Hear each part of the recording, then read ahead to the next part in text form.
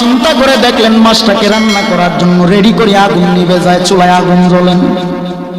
নবীকে দাওয়াত করেছি, নবী খাবে, কিন্তু মাছ রান্না করতে না পারলে নবী খাবে কিভাবে?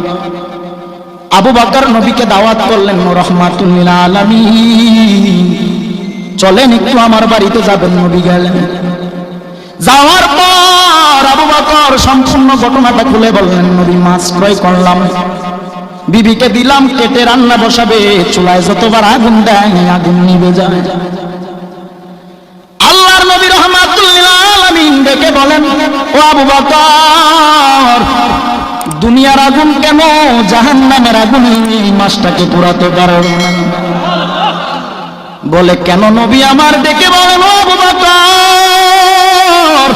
মাঝি নদীর মধ্যে আমি নবীর প্রেমে পাগল হয়ে দুরূদ শরীফ এই মাছটা মনোযোগ দিয়ে আমি নবীর দুরূদের আওয়াজ শুনে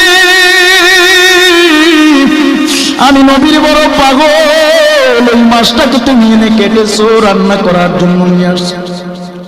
দুনিয়ার আগুন কেন জাহান্নামের আগুন যদি এই মাছের গায়ে লাগানো হয়, এই দুনিয়ার আগুন না জাহান্নামের আগুন এই মাছটাকে পুরা সম্ভব না।